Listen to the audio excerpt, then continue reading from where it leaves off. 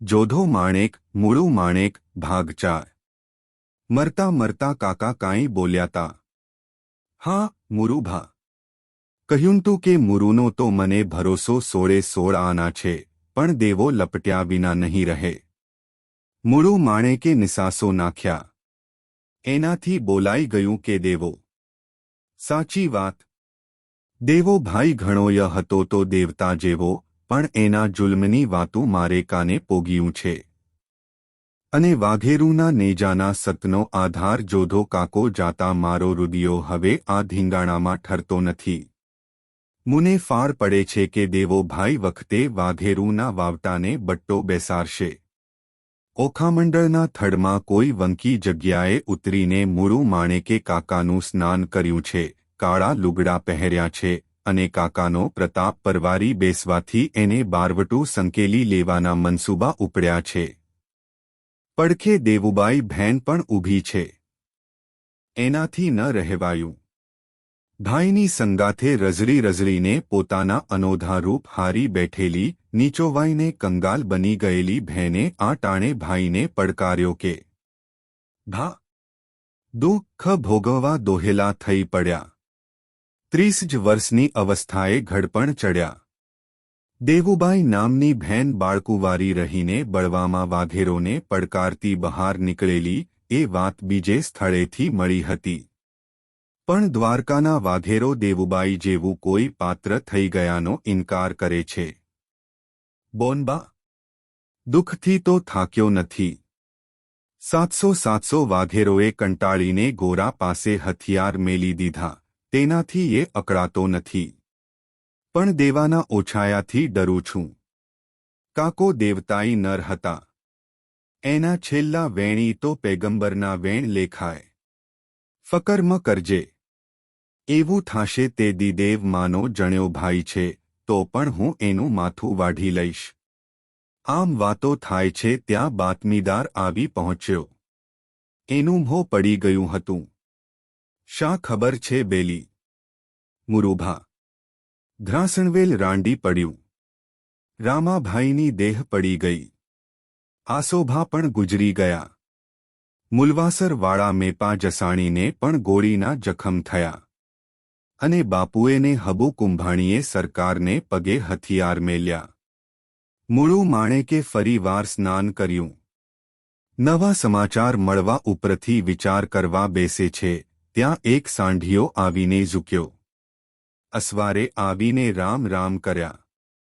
ઓહો દુદા રબારી, તમે ક્યાંથી બાપા? એમ કહેતો મૂળુ ઊભો થઈને મળ્યો। મૂળુ બાપુ, તમારા ભલા સારું આવેલ છું। મારે કાંઈ સવારથ નથી, પણ ઓખો રઝળી પડશે એ વાતનું મને લાગી આવે છે। માટે સંતાતો લપાતો ચોર બનીને આવ્યો છું। દયાલો ભા કુટિલતાની રમતો રમતી આંખે, કાળા સીસમ જેવો, ટૂંકી ગરદનને બઠિયા કાનવાળો દુદો રબારી ઇશારો કરીને મુરુભાને એકાંતે તેડી ગયો। કાનમાં કહ્યું કે બાર્ટન સાહેબ અભેવચન આપે છે, જમીન પાછી સોંપાવી દેવા કોલ દે છે, એક દિવસની પણ સજા નહીં પડવા આપે। માટે સોંપાઈ જાઓ। અટાણે લાગ છે। ગુન્હેગાર તો કાકો હતો। તમે તો હોકરું છો। તમારો કાંઈ ગુન્હો જ નથી। મૂળુનું દિલ માની ગયું। રબારી તો ભગવાનના ઘરનું માણસ, પેટમાં પાપ ન હોય ને ગોરા ગમે તેવા તોયે બોલ કોલ પાળનારા તેમ સમજી મૂળુએ અંગ્રેજને શરણે જવાનો માર્ગ લીધો। માણસોને કહી દીધું કે ભા હવે વિખરાઈ જા। બારવટાનો સવાદ હવે નથી રહ્યો। બોન દેવુબાઈને પણ અમરા પર લઈ જા। હું સીધો સાહેબ પાસે જાઉં છું। ભા બોન કહે છે એક વાર 4 આંખો ભેળી કરતા જા। ના નહીં આવું। બોનની આંખેયાના અંગારા મને વળી પાછો ઉશ્કેરી મૂકશે।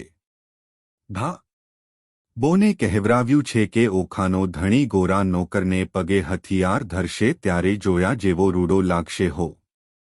અમરેલી શહેરમાં તે દિવસ કાંઈ માણસ હલક્યું છે ને।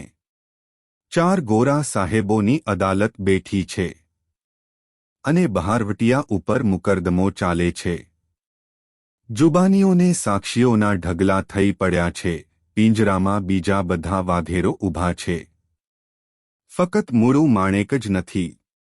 મુલુકો ક્યું નહીં સમજાયા એમ ચારે ગોરાઓ પૂછે છે.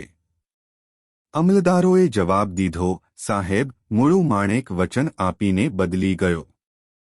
એવે ઓચિંતો 30 વર્ષનો વાંકડી મુહવાળો મુળુ દેખાયો. આંખે અંગે હથિયાર ઠાંસેલા, ગમગીન છતાં પ્રતાપી ચહેરો, ખમ્મા મુરુભા. મુરુભા આવ્યો એવી વધાઈ પિંજરામાં ઊભેલા કેદીઓના મોંમાંથી વહુટી. ટોપીવાળા સાહેબો, મુળુ બોલ્યો, મુળુ માણેક બીજા 1000 ગુન્હા કરે પણ વચન આપીને ન ફરે. હું ભાગી નીકળવા નહોતો રોકાણો. પણ મારી માં બહેનો અને ઓરતોને મુલાજાભેર ક્યાંક ઓથે રાખી આવવા મૂંઝાતો હતો. કેમ કે ઓખો તો અટાણે તમારા બુલોચી પલટનિયાઓના પંજામાં પડ્યો છે. અને બલોચો અમારી બહેન દીકરીઓની લાજુ લૂંટે છે. બોલતા બોલતા મુળુ માણેકની આંખમાં કાળ રમવા લાગ્યો. એક મુકદ્દમો ચાલ્યો. જુબાનીઓ લેવાઈ, ફેંસલો લખીને ગોરાઓ ઉપડી ગયા. એની પાછળથી ફેંસલો વંચાણો કે 47 વાઘેરોને 5-5 વર્ષની અને મુળુને 14 વર્ષની સખ્ત મજૂરીની સજા. એના પિતા બાપુ માણેકને 7 વર્ષની સજા. તમામને વડોદરે રેવાકાંઠા જેલમાં ઉઠાવી જવાના. ખડ ખડ ખડ. દાંત કાઢીને મુળુ બોલ્યો, ક્યાં છે વાઘેરોને વિશ્વાસઘાતી કહેનારા? વિશ્વાસઘાતી તે સાહેબના વેણ ઉપર ભરોસો રાખીને હથિયાર મેલનારા વાઘેરો. કે અમને અભેવચન આપીને પછી કાળે પાણીએ કાઢનાર અંગ્રેજો. કચેરીની અંદર મુળુ માણેકની તલવાર કબજે કરવામાં આવી. સારા હથિયાર તો બધા ગીરમાં દાટી દીધેલા. ફકત આ એક કટાઈ ગયેલા વટની મિયાન વગરની તલવાર હતી. આ વખતના કેદીઓની જુબાની ઉપરથી સાફ માલુમ પડ્યું કે ગાયકવાડી અધિકારીઓએ તેઓના રોજ બંધ કર્યા અને વારે વારે તેઓના ઉપર ચડાઈ કરવાના ડારા દીધા. તેથી તેઓને આ તોફાન કરવાની જરૂર પડી. પોલિટિકલ ખાતામાં જોધો એકવાર ફરિયાદે ગયેલો ને ત્યાંથી કાંઈ દિલાસો પણ મળેલો, પણ પાછળથી કાંઈ થયું નહીં. મુળુ પેયાતાના રોજ પેટે લગ્ન ખર્ચ સારું 2000 કોરી લેવા ગયો હતો, પણ તેને મળી નહીં હતી. ઓખા મંડળના વાઘેરોની માહિતી મિયાનને બદલે વડવાઈ વીંટેલી હતી. તલવાર જોઈને ગોરા અમલદારો હસવા લાગ્યા. મુળુને ટોણો માર્યો કે એસી તલવાર સે તુમ સારે મુલુક કો ડરાતા થા. આંખ ફાડીને મુળુએ જવાબ દીધો કે ભૂરિયા. તરાર તરાર કુરોચે તો તરાર में की नारणो आए. પાંજો કંડો ના કંડો. ભૂરિયા. તલવાર તલવાર શું કરે છે? તલવારમાં તો શું જોવાનું બળ્યું છે? આ મારું કાંડું જો. કાંડું.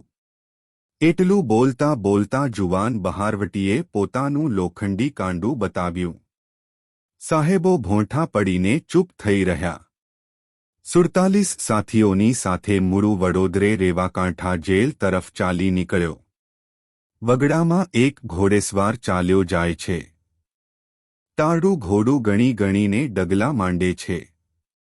બેસુમાર બગાઓ કરડી રહી છે એટલે ઘોડાના પૂહડાને તો ઝંપ જ નથી. શરીરની બંને બાજુ મોઢું નાખી નાખીને ઘોડું બગાઓને વળચકા ભરતું જાય છે. અને પીઠ પર બેઠેલો લાંબી ધોળી દાઢીવાળો બંધાણી અસવાર એક હાથે ઘોડાનું ચોકડું ડોંચે છે, બીજે હાથે સરકનું દોરડું ફેરવી ફેરવી મારે છે. બે પગે ઘોડાના પેટાળમાં એડીઓ મારે છે. પોતે આખું શરીર હચમચાવે છે ને જીભના ડચકારા કરે છે.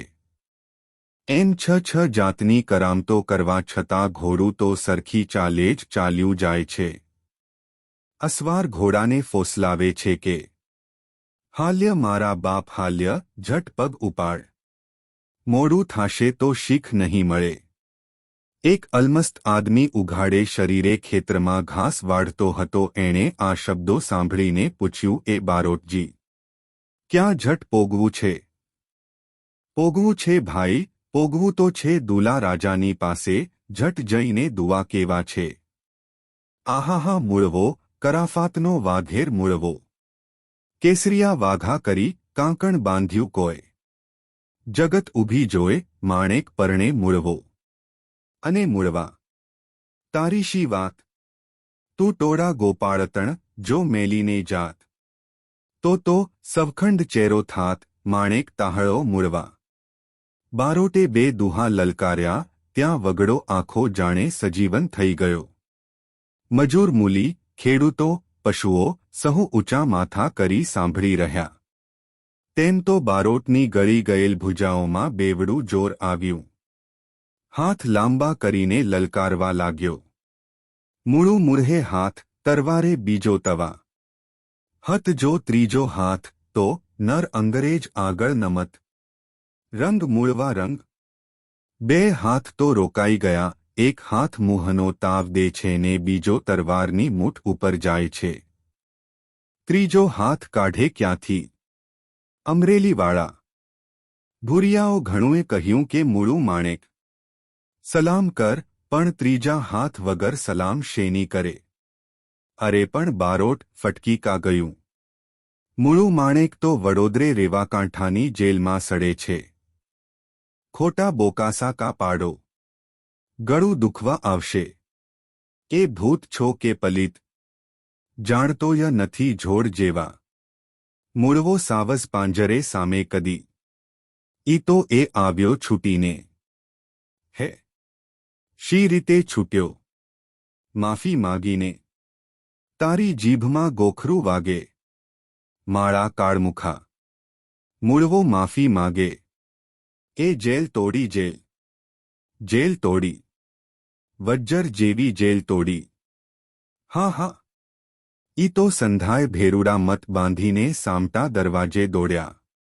જોવે ત્યાં તો બારીમાં સામા 25 સંગીન ધરીને 5 ટનિયા ઊભેલા. પણ રંગ છે ગોરિયાળીવાળા દેવા હાણીને. સવાશેર સૂંઠ એની જણનારીએ ખાધી ખરી બા. તે ઈ દેવે પડકારો કર્યો કે હા મારા ભાઈયું. મારી દયા કોઈ આણશોમાં. હું સંગીન આડું મારું ડીલ દઈ દઉં છું. તમે જોરથી મારા શરીર સામે ધસારો દઈને નીકળી જાજો. એમ કરી દેવો ડેલીની બારી આડે ડીલ દઈને ઊભો રહ્યો. બીજા સહુ પલટનિયાઓની બંદૂક દેવાના ડીલમાં સલવાઈ રહી એટલે લાગ ભાળીને નીકળી ગયા. અને દેવો ય આંતરડા લડતાંતા તે ડોકમાં નાખીને હાલ્યો. તે શું મુરુભા નીકળી આવ્યા છે? હા હા, ને વાઘેરુને કરે છે ભેળા. મોટી ફોજ બાંધીને બારવટું ફરી માંડે છે. જાઉં છું મોજ લેવા. આજ છે માધવપરના વાવડ. આજ તો ખોબે ખોબે કોરિયુંને સોનામોરું વહેંચશે મારો વાલીડો. દળ આવ્યા દખણી તણા, ભાલાળા ભોપાળ. સામા પાગ શિંગાળ, માણેક ભરતો મૂળવો.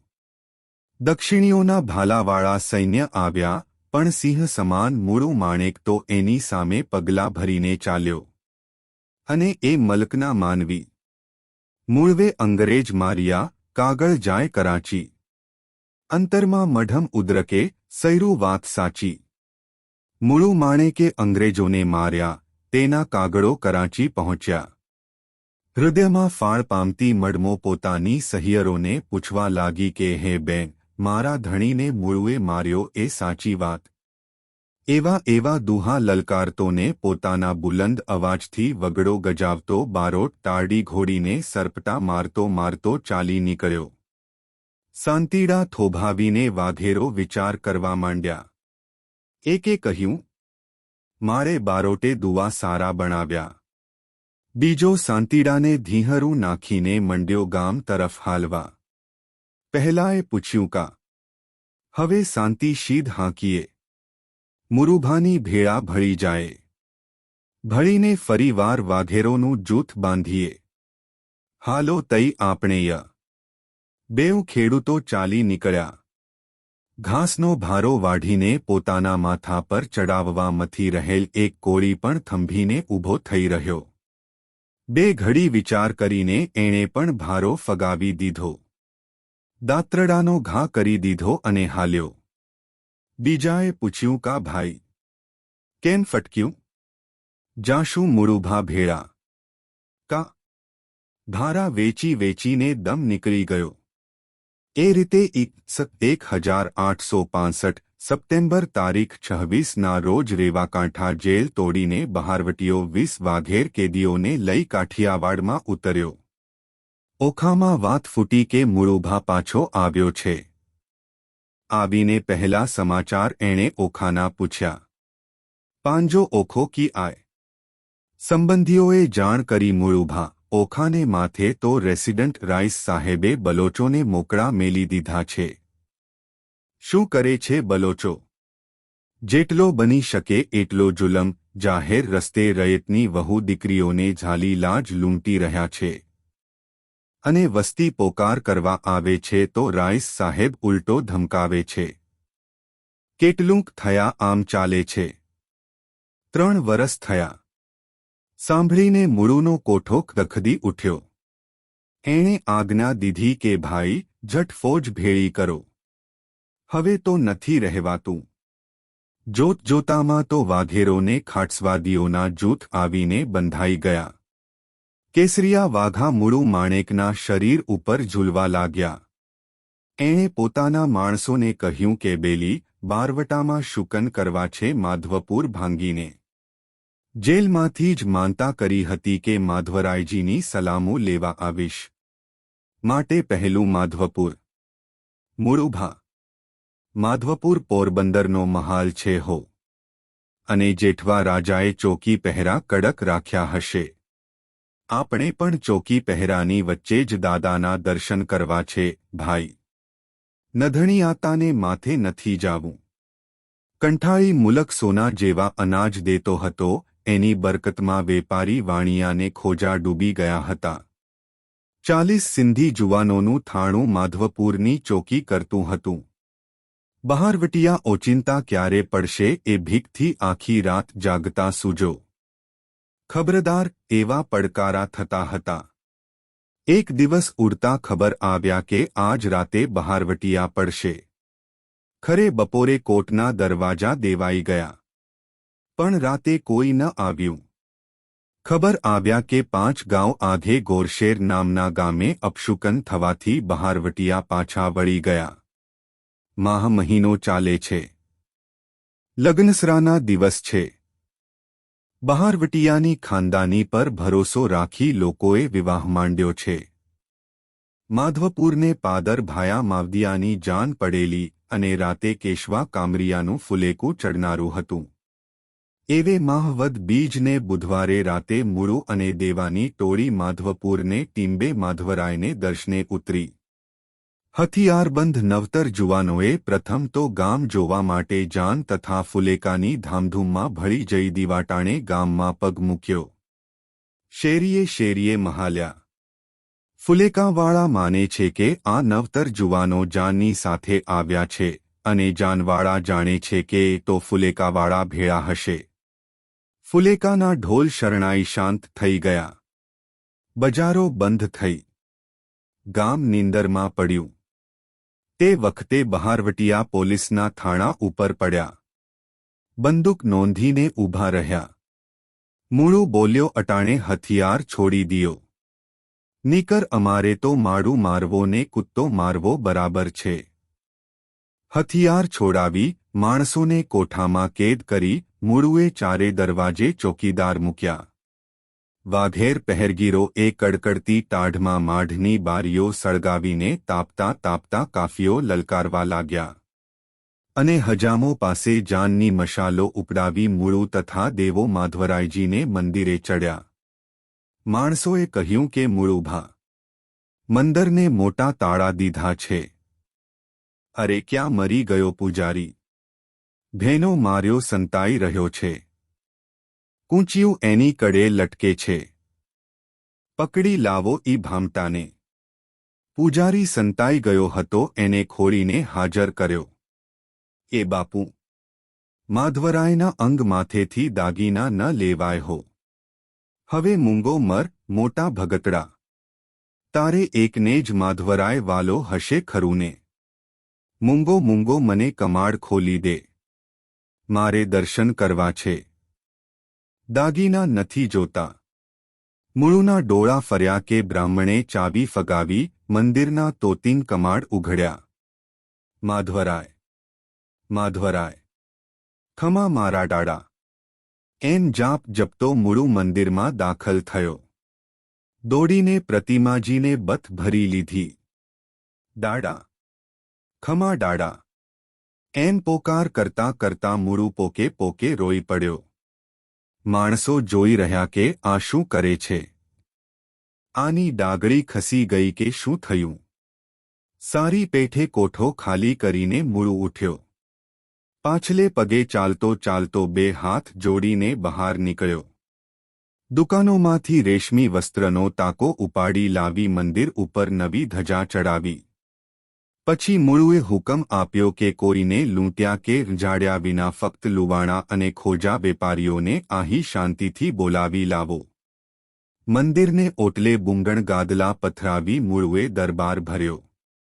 વેપારીઓને કહી દીધું કે બ્રાહ્મણોની ચોરાસી જમાડવી માટે બ્રાહ્મણો માગે તેટલો સીધો સામાન કાઢી આપો. શેરાની ચોરાશી રંધાણી. તમામ માણસો માટે શેરાના સદાવ્રત મંડાઈ ગયા. હિન્દુ મુસ્લિમીનના તમામ દેવસ્થાનો પર નવી ધજાને નિવેદ ચડાવ્યા. લોકોની ભેળા બહારવટિયા દાંડિયા રાસ રમ્યા. કોળી પટેલિયાઓની સ્ત્રીઓ પાસે રાસડા લેવરાવ્યા. ત્રાસ વિતાવ્યો ફક્ત વેપારીઓ ઉપર. સતાવવાની મનાઈ છતાં કેટલાક ફાટેલા જુવાનોએ કોઈ ઠેકાણે લૂંટફાટ કરી દાગીના કઢાવ્યા. દુકાનો ફાડી ફાડી રસ્તા ઉપર ઘી, ગોળ, સાકર, અનાજ, કપાસિયા વગેરેના ઢગલા કર્યા. અને ગામલોકોને હાકલ દીધી કે ખાવું હોય એટલું ખાઓ ને લેવું હોય એટલું ઘેર લઈ જાઓ. વેપારીઓના ચોપડા મંગાવી સળગાવી મૂક્યા. ગલાલચંદ શેઠ બહારવટિયાએ હુકમ કર્યો, તું અમારો મેતો. આ બધા વેપારીઓ પાસેથી એની મત્તાના પ્રમાણમાં દંડનો આંકડો ઠરાવી ઉઘરાવી લે ભા, અને જેની પાસે રોકડ ન હોય એની પાસે એના દંડ પૂરતી કિંમતનો જ દાગીનો વસૂલ લેજે. વધુમાં લેજે ભા. નીકર તુને માધવરાયજી પૂહશે. ગલાલચંદ શેઠે દંડના આંકડા મૂક્યા. ધનજી મુખીની 10,000 કોરી રાખી 6,000નો માલ પાછો આપી દીધો. ઠક્કર કેશવજી જેઠા નામે એક માલદાર વેપારીને મનાવતા કોઈ બહારવટિયાના માણસે કાન ઉપર વગાડ્યું ને એને કાને લોહી નીકળ્યું. જોતાં જ મૂળુએ ત્રાડ પાડી કે કોઈને એક ચરકો પણ કરવાનો નથી. અને આ શેઠને લોહી નીકળવાથી મારું દિલ દુખાણું છે. એને કશોય દંડ કર્યા વગર છોડી મૂકો. ખોજા કામના કોઈ વેપારીની એક રતન નામની ડોશી પોતાના દાગીના લઈને એક બ્રાહ્મણના ઘરમાં સંતાઈ ગઈ. એનો પિયહો લઈને બહારવટિયા આવી ચડ્યા. ખૂબ ધમકી આપી પૂછપરછ કરી, પણ બ્રાહ્મણ કુટુંબે કહ્યું કે આ ડોસી તો અમારા ઘરના છે. તો ખાવ એની સાથે એક થાળીમાં. બ્રાહ્મણો એ રતન ડોશીને એક થાળીમાં જમાડ્યા. ઇતબાર રાખીને બહારવટિયા ચાલ્યા ગયા. એક ખોજાના ઘરમાં પેઠા.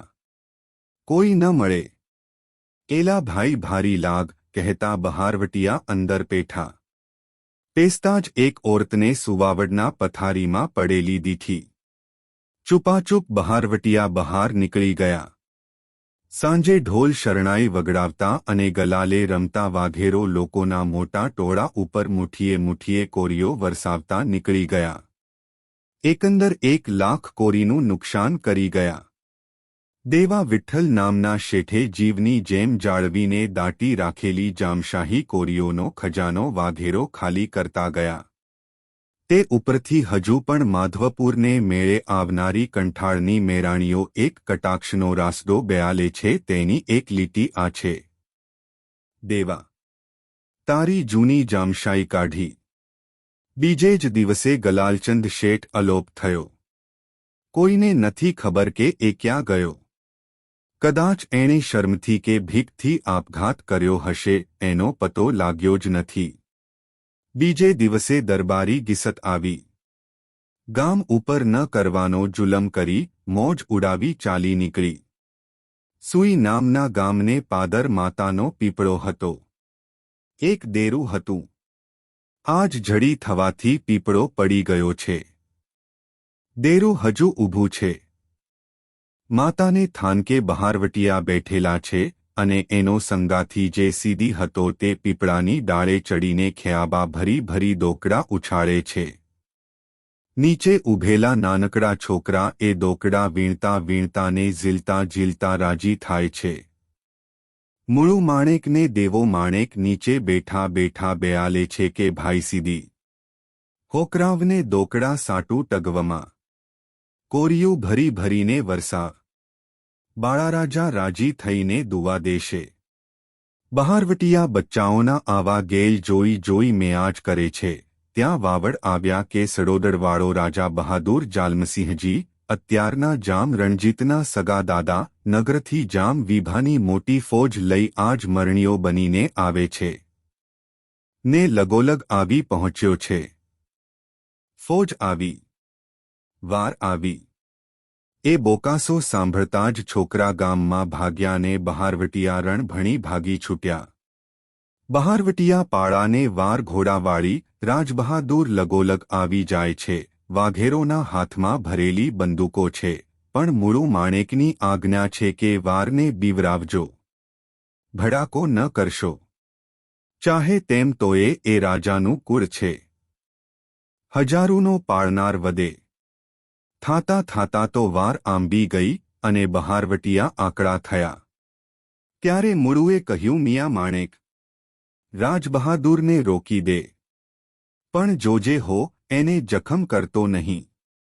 પાછળથી લાંબાને ડુંગરે જે મરાણો તે જ મિયો માણેક આખી ફોજની સામે એકલો ઊભો રહ્યો. બંદૂક છાતીએ ચડાવી પડકાર દીધા કે રાજા બહાદુર, તુને અબ ઘડી મારી પાડું, પણ મારા રાજાની મનાઈ છે. પણ હવે જો એક કદમ ભર્યો છે ને તો આટલી વાર લાગશે. તપાસ તારો જમયો. એટલું બોલીને મીએ બંદૂક ફટકારી. ગોળી શત્રુની કમર પર અડકીને ગઈ. શરીરને ચરકો પણ કર્યા વગર રાજા બહાદુરનો જમયો ઉડાવી દીધો. મિયો મોં મલકાવીને બોલ્યો, આટલી વાર. રાજા બહાદુર, પણ તુને ન મરાય. તું તો લાખોનો પાળનાર. જમૈયો જાલમસંગરે, ભાંજો તે ભોપાળ. દેવે જંજાઉં હોડિયું, ગો ઉડે એંધાણ. રાજા બહાદુર પાછા ફરી ગયા. એની કાફીઓ જોડાઈ. જાલમસંગ રાજા વાઘેરસે કજીયો કીધો. વાઘેરસે કજીયો કીધો રેજાલંગ. પેલો ધીંગાણો પીપરડીજો કિયો. ઉતે રાણોજી સુરોપુરો થયો જાલંગ. બીજો ધીંગાણો રણમે કિયો. ઉતે જમયો પિયો રે રિયો જાલંગ શૂન્ય. ત્રીજો રે ધીંગાણો ખડે મેં કિયો. ઉતે આલો જમાદાર તર રે રિયો જાલમ શૂન્ય. ચેઆથો ધીંગાણો માહડે કિયો. ઉતે હેબત ટૂર સાયબ રિયો જાલમ. હૈડાજી ધારણે બોલ્યા રે નથુનાથ.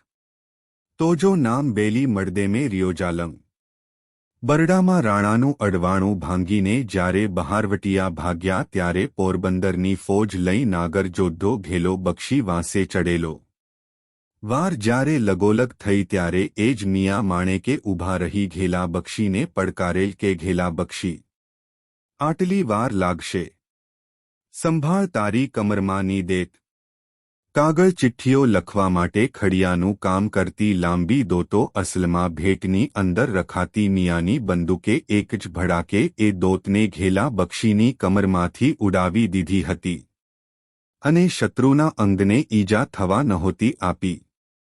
આવો જ બંદૂક મારનાર જમાદાર શકર મકરાણી આ ટોળીમાં હતો. એક દિવસ એક હિન્દુસ્તાની પૂર્બીયો ઠાકોર બહારવટિયા ભેગો ભળવા માટે આવ્યો. એની પરીક્ષા કરવા માટે શકર જમાદાર પોતાની ભેટમાં બાંધેલ જમૈયા ઉપર લીંબુ ઠેરવી ઊભો રહ્યો અને પછી એણે ઠાકોરને કહ્યું, ગોળી મારો ઓર યે નીંબુ કો ઉડા દો. ઉર્બિયો ઠાકોર તો મોતીમાર હતો. એણે બેઢડક બંદૂક ચલાવી લીંબુનું નિશાન પાડ્યું. પણ પછી પૂછ્યું કે શંકર જમાદાર, તમે ભીના નહીં? મારી ગાડી આડી જાત તો? શકરે જવાબ દીધો, જેની ગોળી આડી જાય તેના ધણીને આવી છાતી જામેલ હોય નહીં, ઠાકોર. લેખક ઝવેરચંદ મેઘાણી. આ માહિતી સોરઠી બહારવટિયામાંથી લેવામાં આવેલ છે. આગળની વાત હવે પછીના ભાગમાં આવશે. જોધો માણેક, મૂળું માણેક, ભાગ 5. જો તમે આવી જ અન્ય સત્યઘટના, લોકવાર્તાઓ, પ્રેરણાત્મક સ્ટોરી અને ગુજરાતી લોક સાહિત્ય સાંભળવા માંગતા હોય તો આજે જ અમારી ચેનલ નિક સ્ટોરીને લાઇક કરો અને સબસ્ક્રાઇબ કરો. ઓડિયો ગમે તો લાઇક અને શેર કરજો.